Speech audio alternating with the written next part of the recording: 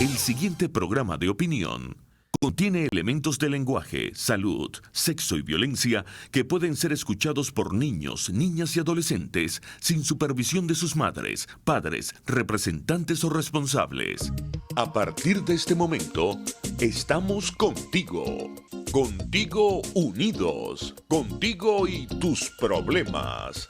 RCR presenta Contigo, María Corina Machado.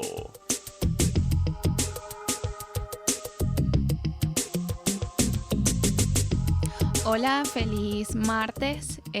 Bienvenidos una vez más a Contigo, sin María Corina Machado esta vez.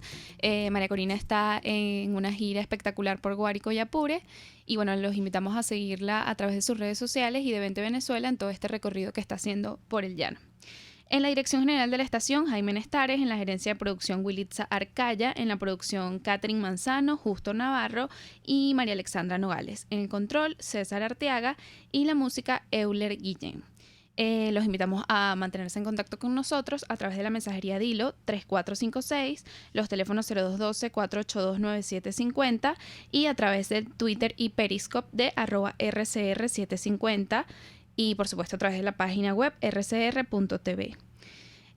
Bueno, sin duda alguna lo que está pasando en la región es una batalla y es un reto para todos los países.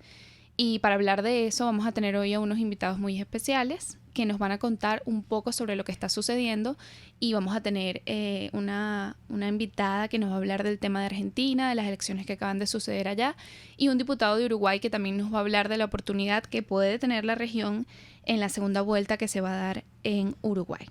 Nuestro primer invitado va a ser Miguel Velarde, economista, asesor político, fundador y editor de Guayoyo en Letras y director de la consultora política Alfa Políticos. Nos va a hablar del tema de la región y a propósito de eso, entonces lo tenemos ya en llamada. Hola, buenas tardes. Hola, Miguel, ¿cómo estás? Bienvenido. Nácari, muchas gracias. Es un placer estar hoy día con ustedes y contigo a la conducción de ese programa tan importante. Gracias a ti. Bueno, Miguel, para hablar un poco de lo que está sucediendo en la región, tengo aquí un tuit tuyo que dice: tanto advertimos desde hace meses que había que solucionar el problema de la región en Venezuela y ahora empezamos todos a vivir las consecuencias de no haber actuado a tiempo. Y a propósito de eso, recordé un tuit que puso Julio Coco en el que decía precisamente que Venezuela es un problema para la región y la región es un problema para Venezuela. Entonces quisiera que nos hablaras de cómo afecta a Venezuela lo que está sucediendo en la región. Sí, es muy cierto lo que pone Julio en su tuit, pero además es todavía peor cuando pensamos que hasta hace algunos meses, entre enero y marzo de este año, la región era una oportunidad para Venezuela y Venezuela también era una oportunidad para la región para empezar por ahí a salir del grave problema y monstruo que ahora enfrentamos todos. Pero comienzo respondiendo a tu pregunta central sobre la idea que yo planteaba.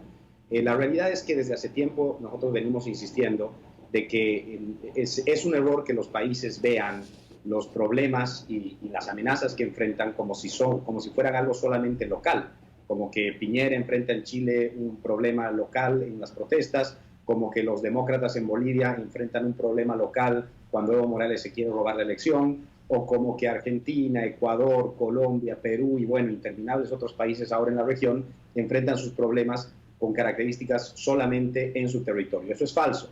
Tenemos que terminar de comprender que lo que estamos viviendo hoy es algo muy bien planificado por las peores fuerzas del mal de la región, organizadas y reunidas en el Foro de Sao Paulo, que después, o casualidad, de su última reunión en Caracas en julio pasado, han comenzado una arremetida de diferente tipo en diferentes países, ya sea para eternizar y perpetuar a sus aliados que están en el poder, como el caso de Venezuela, el caso de Nicaragua, el caso de Bolivia en los últimos días, o si no están en el poder, para sabotear y socavar las bases institucionales y democráticas de los países donde ellos buscan llegar al poder. Como por ejemplo hemos visto que ha pasado en Ecuador, está pasando en Colombia, está pasando en Chile.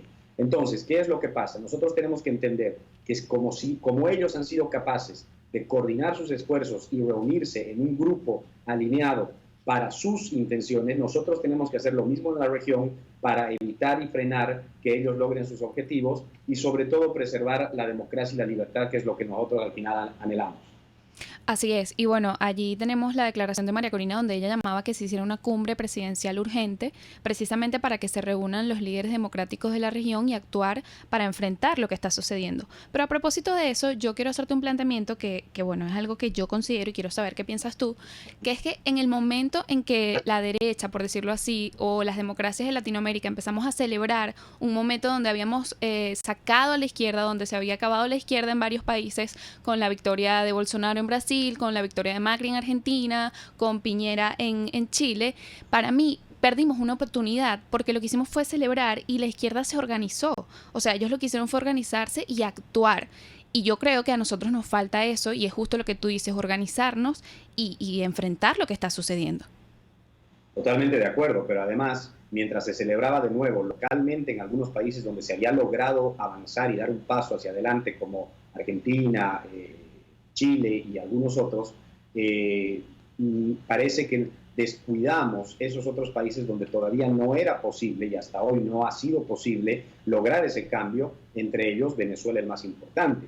Tenemos que entender además de que, por ejemplo, otra cosa en la que nosotros insistimos mucho, no por radicales ni por impacientes como algunos quisieron llamarnos, entre enero y marzo de este año, cuando Juan Guaidó se juramenta como presidente encargado, de que el tiempo no jugaba a nuestro favor y que teníamos que aprovechar esos 2 meses como una ventana de oportunidad inmenso que no iba a repetirse y que por el contrario iba a empezar a debilitarse con el paso de los meses.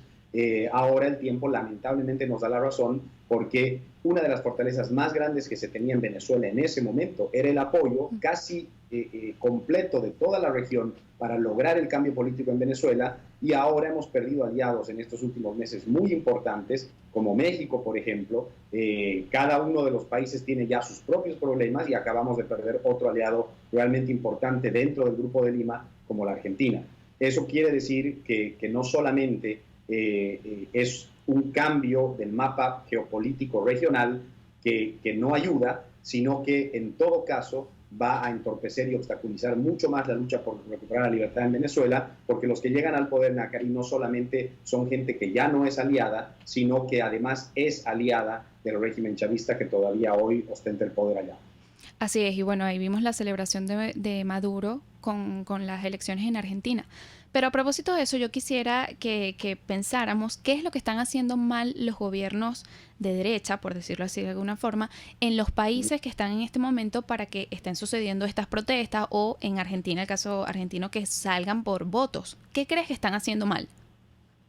Bueno, yo creo que son dos los errores más importantes que se pueden por lo menos a corto plazo identificar. Seguramente el tiempo después nos permitirá analizar mucho más a profundidad, pero a corto plazo, y usando el ejemplo de Argentina, el gran error con el que comenzó Macri hace 4 años su gestión fue no haber expuesto, no haber dicho con transparencia y con total claridad qué es lo que estaba recibiendo de 12 años de kirchnerismo, que era un país absolutamente arrasado, una economía totalmente destruida, y que como consecuencia a lo que él recibía se iban a tener que tomar medidas duras que en efecto se tomaron y que causaron un impacto tan grande en un sector de la gente que dejaron de apoyar a Macri. Pero lo que quizá mucha gente nunca entendió, porque el gobierno de Macri no lo comunicó correctamente, es que esas medidas se tomaron como consecuencia de lo que había hecho el kirchnerismo por 12 años. Y otro de los grandes errores que quizás se han cometido acá en Argentina ha sido el gradualismo. Muchas de estas medidas, por diferentes motivos que al final se probaron equivocados, se tomaron muy de a poco, muy lentamente, cuando quizá lo correcto hubiera sido hacerlas mucho más rápidamente y de shock, no solamente para obtener resultados más pronto, sino también para tratar de estabilizar una economía como la Argentina, que lleva ya muchos años en una situación crítica. Así es. ¿Y en Chile consideras cuáles son los errores para este estallido, más allá de la desestabilización que se busca? Sí, lo de Chile es un caso que hay que estudiar todavía mucho más a profundidad. ¿Por qué? Porque, por ejemplo, no es lo mismo lo que ocurrió en Ecuador días antes solamente, cuando movimientos sociales y muchos de ellos indígenas salieron a la calle a protestar por una medida muy concreta del presidente Lenín Moreno de dejar de subsidiar el combustible. Lenín Moreno retrocede y se acaban las protestas. En Chile estamos viendo algo totalmente diferente. Piñera anunció unas medidas entre ellas subir el precio del pasaje de metro. Mucha gente sale a protestar, Piñera retrocede, la gente sigue protestando, Piñera retrocede aún más y la gente no deja de protestar. Entonces eso nos lleva a pensar de que quizás hay alguno, no digo que no hayan reivindicaciones y reclamos reales y legítimos de un sector de la gente, pero también en el caso chileno nos lleva a pensar de que hay algo más que eso y que explica que el objetivo ahora ya no sea que Piñera retroceda, porque ya lo hizo, sino quizás desestabilizar el gobierno que ahora él lidera. Te digo esto porque quizá la chispa que inició todo en Chile fue justamente, como él mismo lo admitió, una mala lectura de lo que la gente estaba necesitando en su momento. Y eso puede servir como reflexión para él y para la región. Sin embargo, para mí lo más importante es analizar la mala lectura que se ha hecho sobre estos grupos sobre los que hablamos al principio de nuestra conversación, que están organizados con el objetivo de socavar el poder en los países donde existen fuerzas democráticas que trabajan por la libertad y que muchas veces se los deja actuar tranquilamente hasta que es demasiado tarde como para controlarlos. Así es. Tengo 2 puntos importantes. Quisiera saber cuál es el papel que juega en este momento Brasil con Bolsonaro, que está en medio de toda una región convulsionada. Y lo segundo es, ¿cómo ves el panorama en Bolivia? Bueno, primero comenzamos por Brasil. Yo creo que por ahora es uno de los liderazgos más importantes que pueden tener algunas ideas de preservar la democracia y la institucionalidad en nuestra región. Creo que por la forma de ser personal de Bolsonaro, pero por las características también de las ideas que tiene su gobierno en materia económica y en materia política, las ideas de la libertad van a dar una lucha dura y ahí hay que seguir muy de cerca, sobre todo la relación que Brasil va a entablar con el nuevo gobierno en Argentina, porque dependen mucho mutuamente entre estos dos países a nivel económico, a nivel comercial, pero la Argentina depende más de Brasil. Entonces, ha quedado claro por las declaraciones de Bolsonaro y de su canciller, Araujo, que no están conformes con la decisión del pueblo argentino y eso seguramente va a generar algunos roces entre ambos países. En materia de lo que está ocurriendo en Bolivia, creo que en los próximos días, esta semana, son claves para saber hacia dónde puede seguir la situación allá. Creo que el liderazgo de Carlos Mesa, el candidato opositor que no reconoce el fraude perpetrado por Evo Morales en las elecciones presidenciales, es fuerte, está firme y sobre todo creo que la gente que no quiere perder la democracia en Bolivia también ha tomado la decisión de luchar y hacerlo en la calle y hacerlo como deba hacerlo. Y eso es una señal muy importante que nos permite pensar que existe una posibilidad significativa de que Bolivia logre preservar su democracia y esto ya dependerá del gobierno de Morales a ver cómo se hace, si admitiendo una segunda vuelta, si haciendo unas nuevas elecciones o de qué manera. Y esperamos que no llegue a confrontaciones violentas y termine siendo por la fuerza. Pero por ahora yo creo que existe una ventana de oportunidad mientras el liderazgo de Carlos Mesa se mantenga firme y se mantenga también firme la gente que lo acompaña en las calles. Estoy de acuerdo contigo. Ahora, quisiera hablar un poco de los venezolanos que están en la región. Justamente en tu editorial de esta semana de Guayoyo en Letras, Una región en llamas, hablas de los venezolanos que están en esos países y que, bueno, están un poco desorientados por lo que está pasando. Pero además de eso, yo quisiera saber qué crees o cuál crees que es el papel que deben tomar estos venezolanos que se fueron huyendo de todo lo que está pasando aquí y que ahora están en unos países que se encuentran en situaciones difíciles y en donde además algunos medios de comunicación han dicho que en Chile en las protestas han encontrado a venezolanos causando esta violencia. Sí, bueno, primero, yo creo que sí es verdad que hay venezolanos que se suman a protestas como la de Chile, por ejemplo. Quisiera pensar que son venezolanos que han llegado para esas protestas por motivos políticos y no venezolanos que han emigrado de su país por culpa del socialismo y que ahora le están haciendo el juego al socialismo en otros países. Sería absolutamente incomprensible y la verdad es que espero que sea un caso minoritario y que no vale la pena ni siquiera mencionar. Ahora, el mensaje a la mayoría de venezolanos decentes que ha llegado a muchos países a seguir buscando un futuro, trabajando, luchando, es que el peor error que uno puede cometer es pasarse la vida huyendo, porque además no hay destino seguro. Y lo que está ocurriendo, sobre todo en Chile, es el mejor ejemplo de esto, porque hasta hace pocos días, después de las elecciones primarias en Argentina, de lo que pasaba en Ecuador y en Perú y en otros países de la región, Incluso muchos venezolanos en Chile se ufanaban de haber elegido ese país como destino porque era el que no padecía los males del resto de la región, y hoy se dan cuenta de que uno no puede estar nunca seguro de eso, de que si no solucionamos el problema central en Venezuela y en los países que generan esa desestabilización, no hay país que esté a salvo, ni Brasil ni ningún otro. Entonces, la realidad es que mi mensaje a los venezolanos que están en otros países es que busquen seguir trabajando y luchando por lograr una mejor vida a ellos, pero que también busquen la manera, en mayor o menor medida, de contribuir y colaborar con la lucha de las ideas y por la libertad y por las democracias en el lugar en el que estén. No necesitan hacerlo solamente en Venezuela. Si no están en su país, también pueden ser muy útiles haciéndolo en el lugar donde se encuentran. Así es. Y a propósito de que hoy en nuestro país hay un tema sobre las elecciones después, o debería ser después del cese de la usurpación, yo creo que también hay que mandar un mensaje a la dirigencia que tiene en este momento el poder de decidir qué hacer, porque estamos viendo lo que sucedió en Argentina por dejar una candidata que tenía que responder a unos procesos.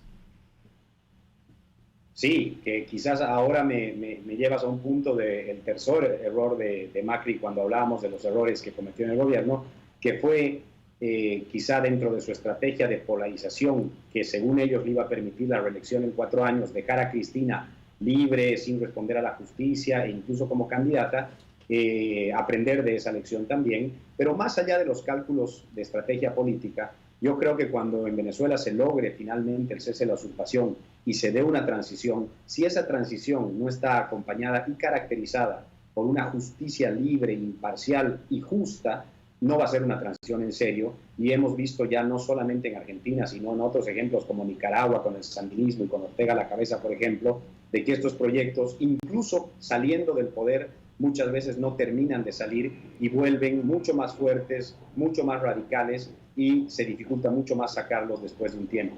Creo que Venezuela tiene que aprender de muchas de las experiencias en la región para no, terminando esta pesadilla, no volver a ella en poco tiempo. Así es. Muchísimas gracias, Miguel, por participar en el programa de hoy. Gracias a ti por la oportunidad y un saludo a todos siempre. Bueno, vámonos a una pausa y ya venimos con más de Contigo. Usted escucha Contigo, solo por RCR 750 AM. Puedes seguirnos en nuestras redes sociales. En Twitter, @RCR750, la radio que se ve. Si buscas caucho para los vehículos de tu empresa, sean camiones, buses, camionetas o carros, llama a Cauchera Fran Luis al 0212-481-1752, 0416-607-6406 y 0412-815-6712. Para mayor información, visita @Cauchera Fran Luis en Twitter, Instagram o Facebook, o escribe al correo caucherafranluis72@gmail.com. Cauchera Fran Luis, tu mejor opción. Mis amigos, quiero hablarles de Dilab Biodiagnóstica, un nuevo laboratorio clínico con un concepto original. Además de estar dotado con los equipos de la más reciente tecnología y el personal de más alta calificación, Dilab Biodiagnóstica te ofrece ambiente y trato amables y los precios más económicos en todos tus exámenes de laboratorio. Pide tu cita en el 0212-945-5788. Dilab Biodiagnóstica. Precisión y confianza en laboratorio clínico. Desde los sectores populares del país se escucha una clara señal. Es el radar de los barrios. Evelyn Martínez y la Red de Ciudadanos le invitan a identificar amenazas, ubicar soluciones y hacer seguimiento eficiente a las problemáticas de cada sector. Un espacio contra la polarización donde se construye de abajo hacia arriba y de adentro hacia afuera. El radar de los barrios, de lunes a viernes, a partir de las 10 de la mañana, solo por RCR 750 AM. Les estamos presentando Contigo, el espacio donde tú y tus dirigentes se escuchan, solo por RCR 750 AM. Bueno amigos, ya estamos de vuelta con más de Contigo y en esta parte del programa vamos a tener una invitada muy especial. Vamos a hablar con Antonella Martí, politóloga, escritora y directora del Centro de Estudios Americanos en la Fundación Libertad. Hola Antonella, bienvenida. Muy buenos días, Nakari, un gusto saludarte. Igualmente. Bueno, Antonella, por supuesto que queremos hablar contigo de Argentina, todo lo que está pasando, y acabamos de conversar con Miguel Velarde y le preguntaba a Miguel cuáles eran los errores que le parecía que estaban cometiendo los gobiernos de derecha o democráticos en la región para que se estuviera presentando todo lo que estamos viviendo. Y entonces quisiera que tú me comentaras qué crees que pasó en Argentina y por qué estos resultados electorales. Mira, yo creo que en general uno de los errores más grandes debe ser en este sentido la tibieza de muchos gobiernos latinoamericanos que asumen una vez que caen los sistemas populistas o los gobiernos que forman parte o que encabezan la parte de ese socialismo del siglo XXI. Entonces yo creo que también no solamente la cuestión de la tibieza, sino que también esto nos muestra un gran desafío a todos los latinoamericanos y en general al mundo, de cuáles son las políticas y de qué manera tenemos que llevar adelante ciertas políticas públicas una vez que se acaban los ciclos populistas en nuestros respectivos países, ¿no? Entonces yo creo que en eso es un poco la manera en la que se enfrenta el pospopulismo y ese es el gran desafío de estos gobiernos de alguna manera de transición que estamos viendo ahora, gobiernos que intentan hacer la transición de populismo a repúblicas o a sistemas más democráticos y más liberales. Entonces creo que ahí está el gran problema, que es también uno de los grandes desafíos que tenemos hoy los latinoamericanos. Así es. Bueno, Miguel resaltaba el tema de cómo hacer la justicia después de pasar a una transición, y yo le decía que eso tenía que ser un aprendizaje para el liderazgo venezolano también, después de que cese la usurpación, de que saquemos al régimen y sus mafias y se puedan dar unas elecciones, que no cometamos el error de lo que está sucediendo en Argentina. Y tú lo comentabas a través de tu Twitter, que qué estaba pasando, que una persona que tenía que pues responder a ciertas cosas en la justicia iba a ser ahora la vicepresidenta del país. Absolutamente. Yo creo que en ese sentido Venezuela va a tener que tomar mucha nota de todo este tipo de procesos que se están dando hoy en América Latina y en el momento de llevar adelante el gran cambio o la construcción desde cero de los cimientos del país de Venezuela, creo que ahí van a tener que ser muy claros en términos institucionales, generar marcos institucionales a partir de las ideas sanas, de las ideas de la libertad, del liberalismo, del Estado de Derecho, de la concepción del respeto por la propiedad privada e incluso recurriendo a las privatizaciones, que creo que van a ser una de las grandes soluciones a muchos de los problemas económicos que abundan hoy en Venezuela. Pero la cuestión de la justicia es fundamental porque yo creo que en este sentido y mucho más en lo que vaya a ser el futuro de Venezuela, como también lo pudo haber sido en este momento el caso argentino, creo que van a tener que enjuiciar y hacer que las personas que formaron parte de este régimen tan ilícito y criminal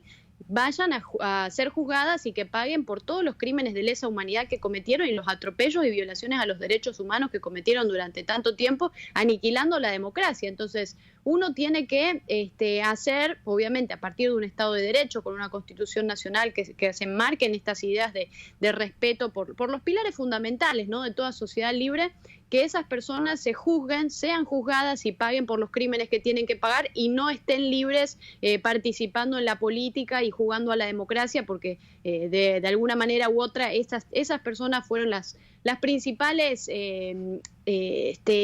atacantes, ¿no?, de alguna manera, de las instituciones democráticas. Entonces yo creo que en eso la justicia va a tener que cumplir un rol clave y por eso va a necesitar ser una justicia independiente, sólida, consolidada a partir de este marco institucional.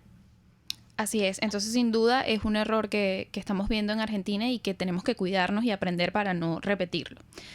Lo siguiente que yo quería comentar contigo y conversar es que estamos en una lucha de ideas también, más allá de la lucha que se está llevando contra criminales en distintos países de la región, es una lucha al final de ideas. Y por supuesto, tú eres una experta en ese tema, hace poquito estuviste aquí en nuestro país, precisamente trayendo las ideas del liberalismo, y yo quiero preguntarte si es que hay un error que estamos cometiendo al vender esas ideas o qué pasa, por qué no están llegando esas ideas o por qué están volviendo las otras ideas. Mira, yo creo que en esto tenemos que ser muy puntuales en generar conciencia, concientizar a la población latinoamericana de los grandes problemas que genera el populismo. Creo que en esto sí se ha generado un poco de conciencia a partir de los hechos y de las consecuencias de estas políticas populistas del socialismo del siglo XXI, como son la pobreza, el hambre, los éxodos migratorios que se están dando hoy en día precisamente desde Venezuela. Entonces yo creo que en eso se está generando un poco de conciencia en términos de hechos respecto de lo que son los resultados de estas políticas nefastas, populistas y de este socialismo. Pero además de eso, creo que los liberales tenemos una gran tarea en este momento, que es, por supuesto, obviamente, como siempre venimos haciendo, expresar cuáles son los grandes problemas que genera el socialismo, pero también llevar un mensaje optimista y contar cuáles son las grandes bondades del liberalismo, cuáles son los grandes resultados y consecuencias de nuestras ideas, que cada vez que se aplican a la práctica dan buenos resultados, generan prosperidad, generan innovación, generan mejoras en la calidad de vida, un aumento en la esperanza de vida incluso. Entonces, en las sociedades donde hay mayor libertad, donde se aplican nuestras ideas, se vive más, se vive mejor y uno vive de alguna manera con todo acceso a tantas cosas como antibióticos, medicinas, alimentos abundantes y tantas cuestiones que nos hacen la vida mucho más fácil hoy en día, y que escasean estas cuestiones siempre en socialismo, porque en socialismo siempre se destruyen todos estos pilares básicos y fundamentales. Entonces yo creo que en eso tenemos que generar mucha conciencia, contar cuáles son las bondades del liberalismo y además no solamente quedarnos en la parte económica, sino también en la parte individual, social incluso, y en la parte política, porque son muchas las banderas que vienen de la mano de las ideas de la libertad, y creo que eso lo tenemos que defender. Por supuesto, no quedarnos solamente en cuestiones económicas, sino también avanzar mucho más allá. Pero, por supuesto, el socialismo siempre tiene muchas ventajas en términos discursivos, en términos de narrativa. El socialismo de alguna manera viene y se presenta ante cierto sector vulnerable de la sociedad que se encuentra viviendo de alguna manera precaria, y te plantea, bueno, yo te doy un subsidio, yo te doy tu caja CLAP, yo te doy tu dinero, yo te pongo de alguna manera el cartel de ineficiente o pobre en la cara. Entonces genera ese socialismo, esa dependencia entre el gobierno y el individuo, que siempre es muy tóxica, ¿no? Porque lo que hacen estos socialismos es hacer creer a los individuos que uno no puede valerse por sí mismo, que uno no puede salir adelante por sí mismo, que uno no puede sacar a su familia y su trabajo por sí mismo, sino que les hace creer que uno necesita siempre del gobierno, que uno necesita siempre de ese Estado paternalista que va a estar ahí para sacarlo adelante en todo. Y la realidad es que ese Estado, a ver, no es un grupo de ángeles, no es un conjunto de dioses, a ver, son simples burócratas que tienen intereses como cualquier otra persona en el mundo, y muchas veces esos intereses se vuelven intereses perversos cuando se llega al poder, ¿no? Porque, como decía Lord Acton, el poder corrompe de alguna manera en este sentido, y el poder absoluto corrompe absolutamente, así que en eso creo que hay que generar mucha conciencia respecto de esta situación, y obviamente teniendo en cuenta esto que decíamos recién de cuáles son las ventajas narrativas que tiene el socialismo, pero mostrar que esas soluciones, entre comillas, que ellos plantean, esos subsidios, esas cajas CLAP y tantas cosas, nunca son soluciones, sino que son parches que a mediano y largo plazo terminan estallando y hacen colapsar a estos sistemas populistas. Estoy de acuerdo. Y justo hace unos días veía un video de Gloria Álvarez donde ella hablaba de la hegemonía cultural que la izquierda ha aprovechado tanto, y bueno, se conecta totalmente con lo que tú estás diciendo. Y bueno, quería preguntarte, Antonella, sobre el tema de Chile, sobre todo porque se ha dicho mucho que Chile, y se tenía la esperanza de que Chile era como el país de la región que estaba más encaminado en términos liberales. ¿Qué crees que sucedió allí? Y sobre todo con las protestas de las personas y la gente, me ha impresionado mucho, sobre todo venezolanos que viven allá, que hablan de un tema de desigualdad social. Bueno, es que precisamente porque Chile ha sido uno de los países en los que mejor ha funcionado la economía de alguna manera y en que mejor han funcionado las instituciones de alguna manera, es que creo que el socialismo ha buscado formas de generar estos focos de desestabilización a lo largo de la región, porque lo que está sucediendo hoy en Chile, a ver, vemos que va mucho más allá de simples protestas y marchas que piden por ciertas determinadas cuestiones. Ya vemos que ha superado a los límites, pasando a saqueos, pasando a vandalismo, pasando a cuestiones terribles que que van más allá de pedir por una cuestión social o no. Yo creo que en eso es muy evidente el rol que está jugando el marxismo latinoamericano, que surge, por supuesto, desde Cuba y que tiene su conexión en Venezuela, en esta cuestión de apertura de estos focos de desestabilización a lo largo de América Latina. Pero yo creo que una de las cosas que se pueden ver, en los países más liberales, en los países donde hay economías más abiertas, Chile es uno de los países con economías más abiertas en América Latina a lo largo de nuestra región. Perú también es uno de los países que ha sabido optar de alguna manera en términos económicos por las buenas ideas. Colombia lo ha hecho también de alguna forma. Entonces yo creo que al final del día uno esto lo tiene que analizar a partir de en qué tipo de sistemas uno prefiere vivir y en qué tipo de sistemas no. Entonces yo creo que en esto, si uno lo considera a partir del éxodo migratorio, tal vez venezolano o tal vez de la gente que vive en países como Nicaragua o en Cuba, a ver, si esas personas están escapando de alguna manera de ese socialismo, ¿a qué tipo de sociedades se irían a vivir? Si un venezolano prefiere irse a vivir a Cuba o prefiere irse a vivir a Chile de alguna manera, yo creo que en este sentido uno va a preferir siempre irse a vivir a países donde hay mayor apertura, porque lo que pasa es que cuando hay liberalismo, cuando una sociedad es liberal, se generan mayores oportunidades, ¿no? A diferencia de lo que te plantea el socialismo, que te dice igualdad de oportunidades, pero, a ver, la única igualdad que se termina dando en ese tipo de sistemas es que todos son igualmente pobres, ¿no?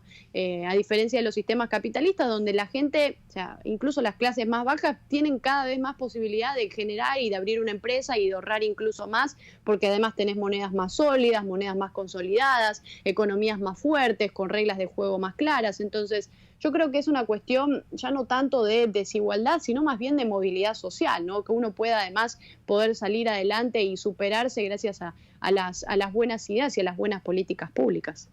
Así es. Bueno, Antonella, muchísimas gracias por la llamada, por la entrevista y bueno, todo el éxito ahora en Argentina luchando todavía contra esas ideas. Bueno, muchas gracias, Nacari. Un placer como siempre. Igual. Vamos a una pausa y ya venimos con más de Contigo. Pluralidad, libertad y respeto.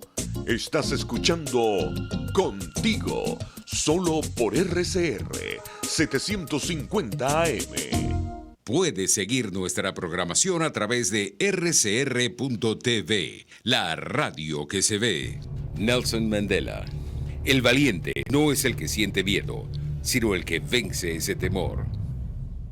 La doctora Suecia Luna, médico cirujano con posgrado en traumatología y ortopedia, te consulta, opera, implanta prótesis, aplica tratamientos y terapias a niños y adultos. Acércate a la avenida Francisco de Miranda frente a los Cortijos de Lourdes, edificio Sandra, mezanina, oficina 1, o solicita tu cita al 0424-142-6444. Recuerda, tu salud primero, pero con una profesional de primera. RCR 750 AM. Porque lo bueno une.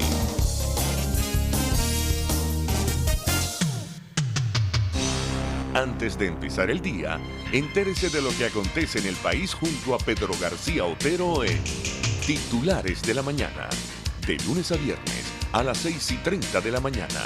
Acompáñelo y empiece su día bien informado. Titulares de la Mañana con Pedro García Otero, solo por RCR 750 AM, porque lo bueno une. Les estamos presentando Contigo, porque nos preocupan las mismas cosas. RCR 750 AM. Estamos de vuelta en Contigo y en esta parte del programa vamos a conversar sobre la oportunidad que tiene la región en este momento, que es Uruguay y la segunda vuelta que se va a dar ahora en noviembre. Y para eso vamos a conversar con el diputado Álvaro Dastugue. Bienvenido, Álvaro, y muchas gracias por recibir nuestra llamada. Por favor, para mí un gusto y un placer estar con ustedes y un saludo a toda la audiencia. Bueno, Álvaro además trabaja en el equipo del candidato Luis Lacalle Pou, que va ahora a la segunda vuelta en noviembre. Pero antes de comenzar a conversar contigo, yo quisiera que nos pusieran un video que sacamos de tus redes sociales para que ustedes escuchen un poco de lo que ha causado el socialismo en Uruguay.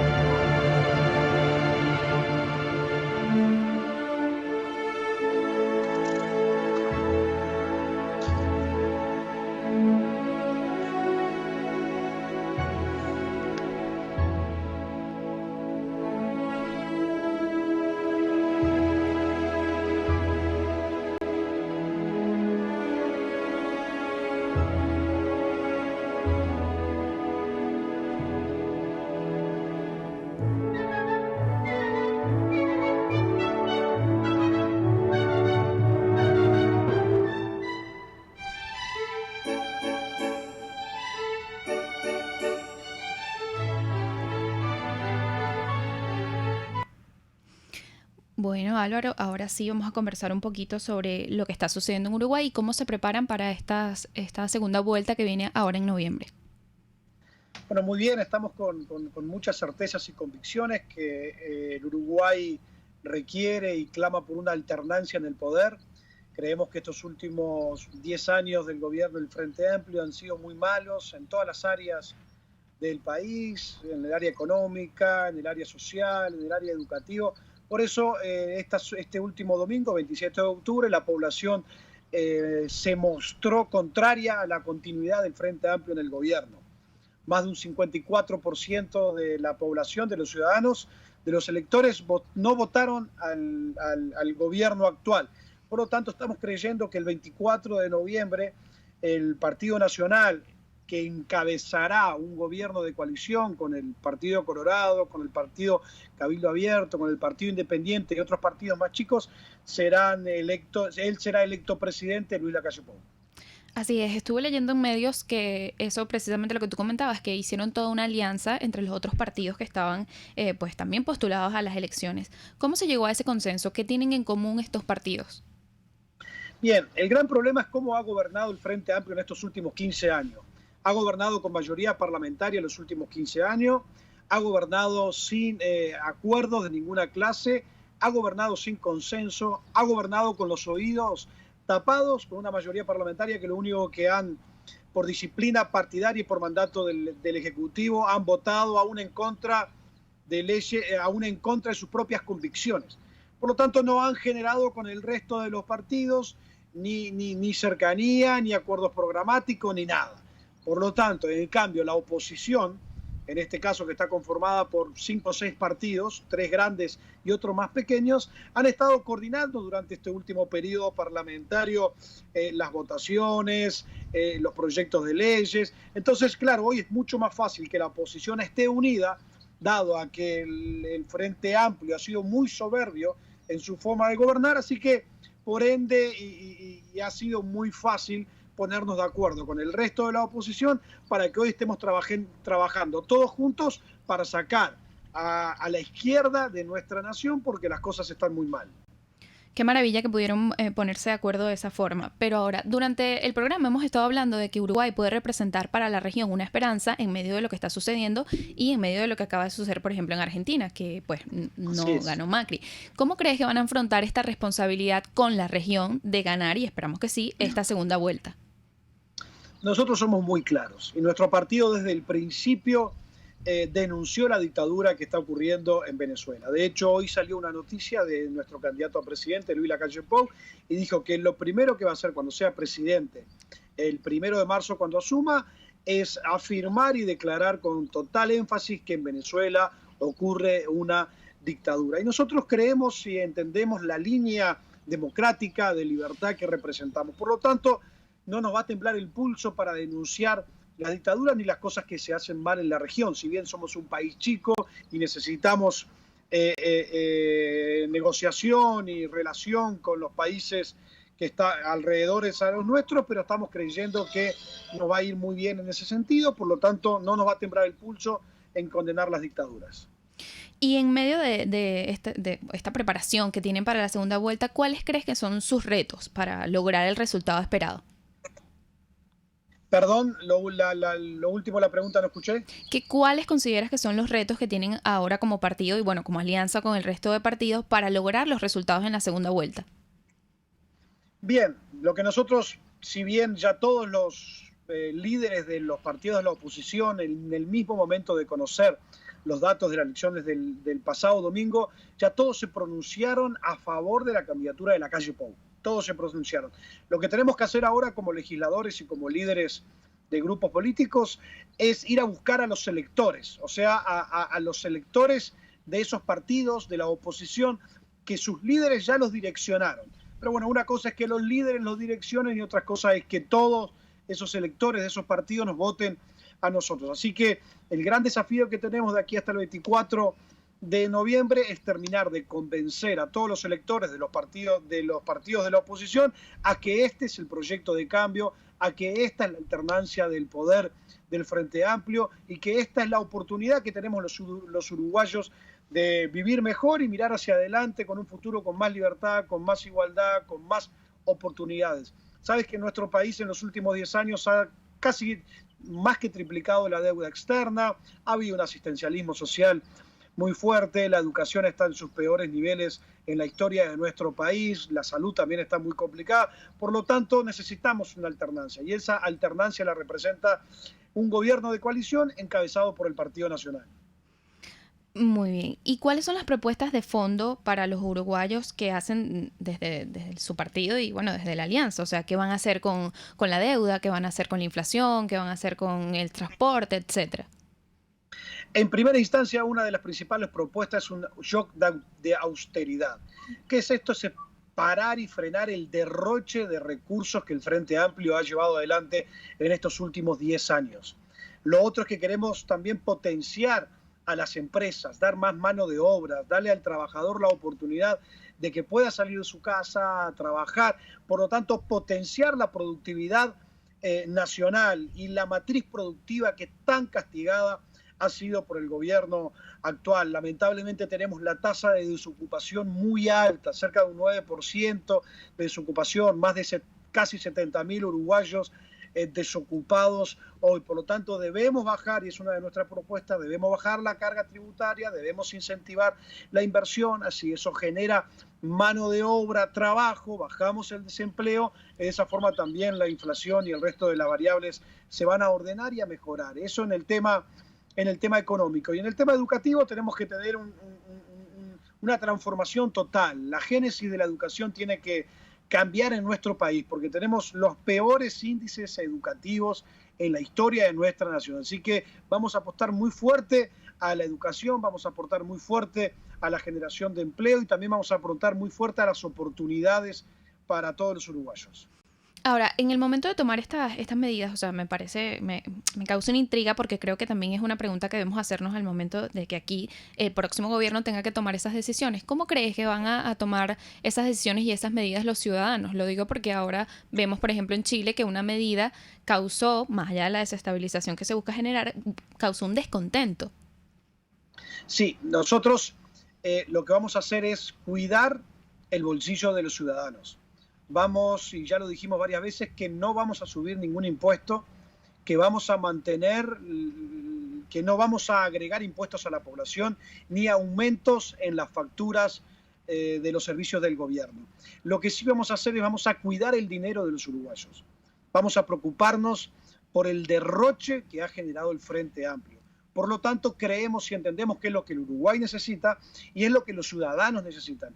Lamentablemente, nuestras empresas públicas han sido total y absolutamente ineficientes. Tenemos costos muy altos. De hecho, en el Uruguay está el combustible más alto de la región. En Uruguay tenemos la energía eléctrica más alta de la región. Por eso nuestros costos productivos son muy altos, nuestra competitividad es muy baja, o sea, estamos en desventaja relacionado a la competitividad con el resto de los países, eso baja las exportaciones y complica todo el mercado de nuestra nación. Por lo tanto, lo que vamos a cuidar es el derroche de los gastos, vamos a hacer nuestras empresas públicas eficientes y vamos a frenar la corrupción que existió en nuestro país. Y con eso entendemos que el Uruguay va a crecer, que las inversiones van a venir, que los empresarios van a tener más expectativas y se va a reactivar la economía siempre cuidando el bolsillo de los ciudadanos. Bueno, muchísimas gracias, diputado, por permitirnos esta entrevista y por hablar con nosotros. Muy bien, para mí es un gusto estar con ustedes y apoyamos al pueblo venezolano. Estamos tristes por lo que está sucediendo en Venezuela y vamos a trabajar para que vuelva la democracia. Muchísimo éxito en esta segunda vuelta. Muchas gracias y saludos a todos. Igual. Bueno, conversó con nosotros el diputado de Uruguay y como les decía al principio, yo considero que esta es una de las esperanzas que tiene la región en este momento porque puede equiparar un poco lo que está sucediendo en Argentina. Es decir, bueno, Argentina ganó la izquierda nuevamente, pero quizás en Uruguay tengamos esta oportunidad. Y volviendo a lo que conversábamos con Antonella, que es un tema muy interesante sobre el tema de las ideas, yo sí quisiera hacer un énfasis en eso porque considero que en América Latina y en especial nosotros en Venezuela tenemos un reto muy grande con eso, o sea, el reto de llevar las ideas liberales, las ideas de la democracia, las ideas de la libertad a todas las personas y en todas partes. Y lo que yo les comentaba del ejemplo de Gloria Álvarez era precisamente porque ella comentaba que la hegemonía cultural de la izquierda está en el teatro, está en el cine, está en la música, está en las redes sociales, en todas partes. Y a nosotros nos falta esa oportunidad o esa fuerza de meternos en la cultura para llevar esas ideas, porque si se están llevando unas ideas que son malas, que son negativas, que causan muerte, hambre, miseria, imagínense cómo no vamos a prepararnos nosotros para llevar lo contrario, las ideas del progreso, de las oportunidades, de la libertad, del avance que pueden tener todos los jóvenes. Y yo creo que más que una reflexión es una invitación a todos, sobre todo a los liberales,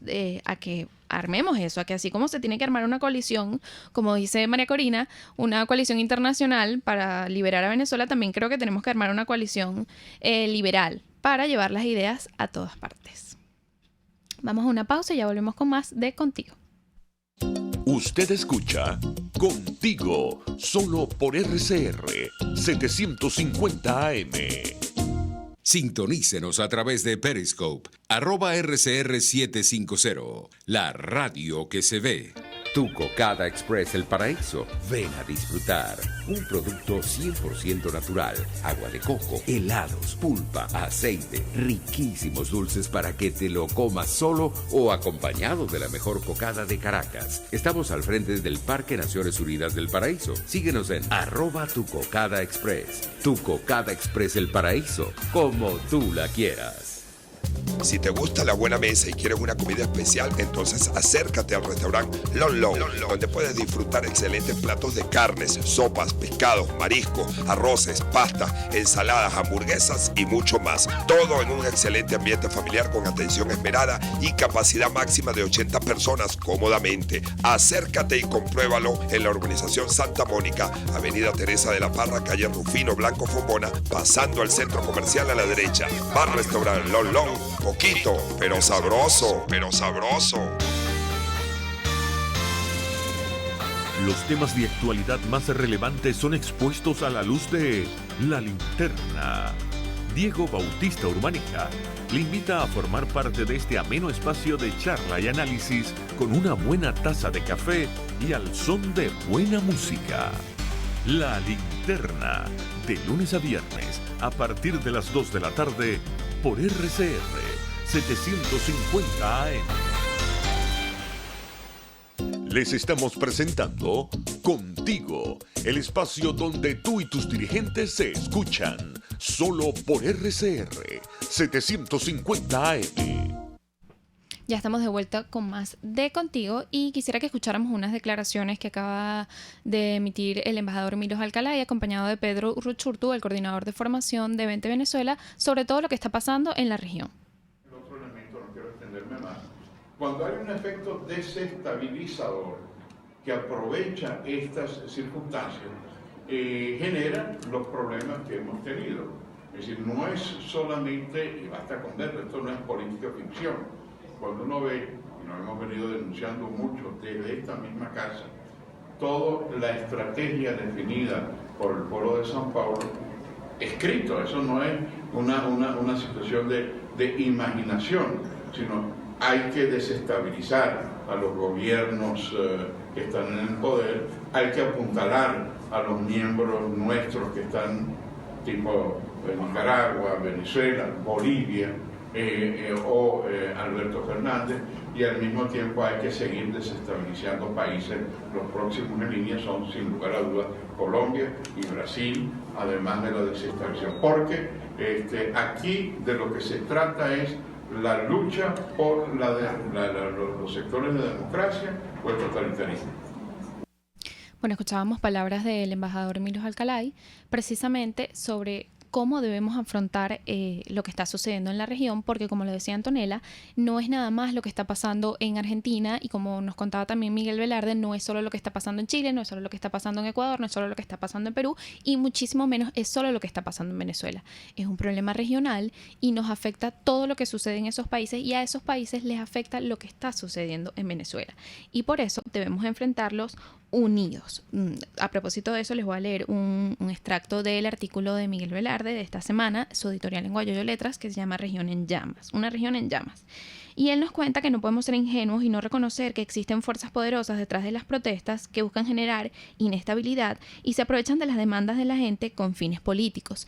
Y era lo que conversábamos un poco, si hay un descontento en algunos puntos de algunos países, pero hay detrás de eso todo un proceso de desestabilización. Ahora vamos a escuchar palabras de Pedro Ruchurtu en la declaración de esta mañana. Si bien es cierto, en las democracias los ciudadanos tienen derecho a protestar y obviamente a exigir mejoras en su calidad de vida o a manifestarse en contra de determinadas medidas que puedan afectar su propia calidad de vida, no es menos cierto que pues tienen los mecanismos para hacerlo, pero cuando vemos que estas demandas se convierten en violencia, en caos, y ese caos y violencia se convierte además en un chantaje que busca socavar las bases de gobiernos democráticamente electos, pues ya uno entiende que hay una intencionalidad política detrás, ¿no? Yo quiero situarme, y también coincidiendo con el embajador, lo que está ocurriendo en América Latina es mucho más que un problema ideológico. Es decir, aquí no estamos viendo dos visiones ideológicas enfrentadas en términos de derecha o de izquierda. Esto trasciende a eso. Estamos viendo realmente un proyecto de poder que obviamente se ha visto afectado y ha tenido que retroceder por no solamente la corrupción, y desde luego sus prácticas y su propio desgaste propio del populismo, que sí, que usó a la izquierda como un paraguas ideológico, pero que realmente terminó siendo un proyecto hasta criminal y de vocación expansionista en toda la región, versus un proyecto que pues claramente ha buscado privilegiar o darle más peso a las libertades individuales, a la libertad económica y por supuesto a la visión del ciudadano, y que se puede expresar pero a partir de la democracia, ¿no? Así es que no es como lo dice Pedro, no es una cosa aislada, no es un problema aislado y no es un tema ideológico nada más. Yo creo que aquí hay una confluencia de tanto el problema ideológico como también el tema de querer tomar ese poder en la región que se había perdido, y era lo que yo comentaba al principio, que en el momento en que la región tomó un poco el camino democrático, o sea, cambiaron los gobiernos y nosotros nos pusimos a celebrar porque obviamente era un logro, la izquierda lo que hizo fue reunirse. El Foro de Sao Paulo, tomemos en cuenta que se reúne todos los años, una vez al año, y en esas reuniones obviamente se articulan, se ponen de acuerdo y toman decisiones para ir en una avanzada y retomar el poder que han perdido. Y eso es lo que debemos hacer nosotros también. Debemos de alguna forma articularnos los demócratas del mundo para poder enfrentar este sistema que está tratando de tomar nuevamente toda la región. Entonces, bueno, continuamos aquí con el artículo de Miguel, donde él precisamente da una respuesta hacia ese tema. Hoy debería estar claro para todos que ningún país está a salvo si no entendemos y enfrentamos la amenaza regional que tenemos al frente. Desde hace mucho, el socialismo del siglo XXI busca destruir las democracias desde el poder para eternizarse en él.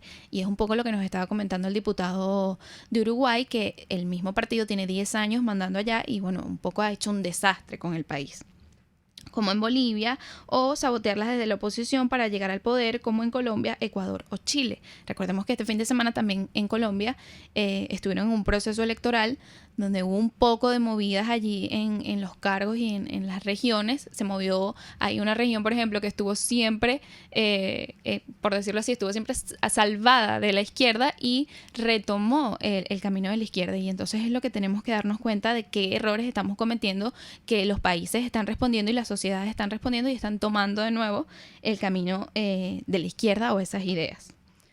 Las fuerzas democráticas de nuestro hemisferio ya deberían haber comprendido el tamaño del desafío que tienen por delante y empezar a coordinar esfuerzos para enfrentarlo. Seguir creyendo que cada uno de los conflictos que los países viven son problemas locales y no parte de un gran plan regional ya no es solo ingenuo, sino también imperdonable. Es evidente que se nos acaba el tiempo para frenar a una revolución del mal que tiene a nuestra región en llamas. Y yo creo que esta parte donde dice que no es solo ingenuo, sino imperdonable, es un tema importante, por lo menos para nosotros los venezolanos, que tenemos, o por lo menos desde 20, lo que ha dicho María Corina, y la fracción 16 de julio, etcétera, que a veces tildan de radicales, es el tema de que cuando estamos perdiendo tiempo en procesos como diálogos, en conversaciones en donde no estamos llegando al objetivo que tenemos, es imperdonable porque se pierden vidas, hay gente que muere de hambre, hay gente que está en los hospitales, hay gente que está migrando, hay familias que se están separando y no saben si se van a volver a encontrar, y esas mismas familias se van a sufrir en Latinoamérica. Entonces creo que es importante que tomemos conciencia de esto, porque precisamente como titulamos este programa, Latinoamérica se juega las 4 Cubas o ninguna. Bueno, los invitamos a que sintonicen el Contigo de la semana que viene, esta vez sí, con María Corina Machado. Feliz tarde. RCR presentó Contigo, donde la pluralidad de pensamiento confluye. Solo por RCR 750 AM.